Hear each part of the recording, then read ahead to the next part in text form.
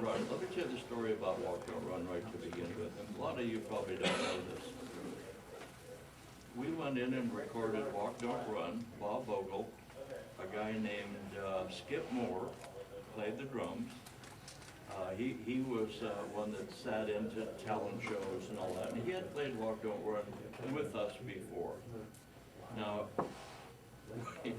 we said, we're going to go in and do a song, you know, that Walk Don't Run we've been playing together. He said, yeah. He said, I said, you know, you can either have a fourth of whatever the record makes, or we'll give you $25. Yeah, give me the 25. But I'll tell you why, though, because there are so many things recorded. They go into a studio and they never do anything. And so at that moment, he was smart to take the $25 because he didn't, didn't believe in it that much. And we used to take it around to the radio stations after we did record it. We got turned down by everyone.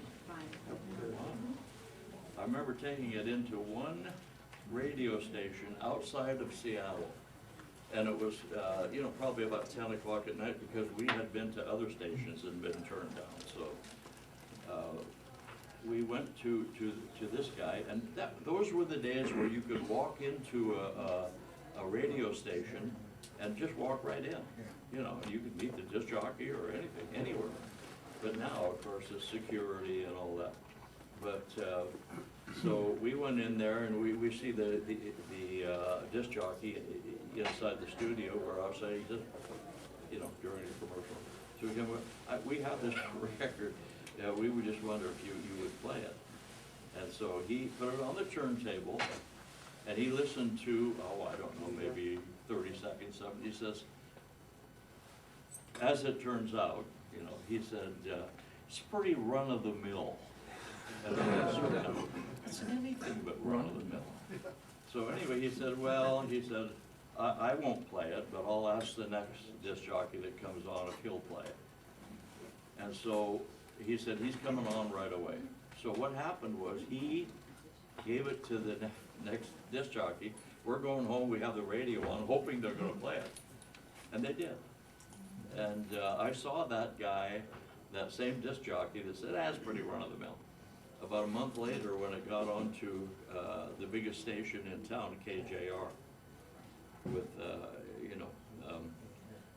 so anyway, I saw him about a month later when it was like number 10 in Seattle or something, and he said, remember you came to the station and I said it was kind of run-of-the-mill? And I said, yeah, I remember. He said, well, he said, I heard it in between songs when the other guy played it. He said, it hit me like a ton of bricks as a natural hit. And it turned out to be a natural hit.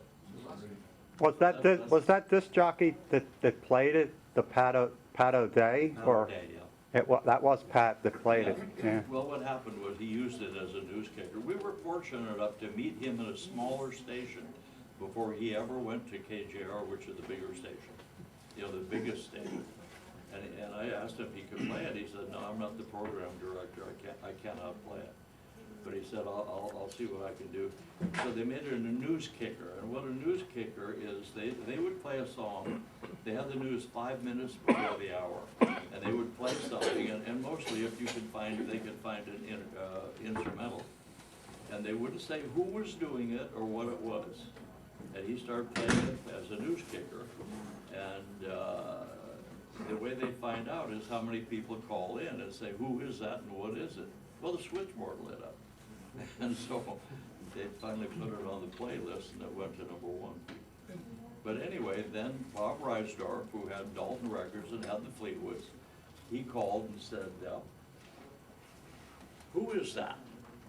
To the radio station at Pat O'Day. And he was surprised to know that it was a local group, And he said, well, that's a natural hit. I want it. So he called us. We made a deal with him, actually with my mom, because we had Blue Horizon Records, me and Bob Vogel and my mom. So he got it from us. We made a deal. He sent it down to Liberty Records. The president of Liberty Records says, I don't want it. It's not a hit. Yeah. And Bob Reisdorf said, well, let me tell you, if you put it out and it loses money, I'll pay it. And it went on to be a number 2 hit in the nation. So that's how that happened. I mean, it was turned down by everybody.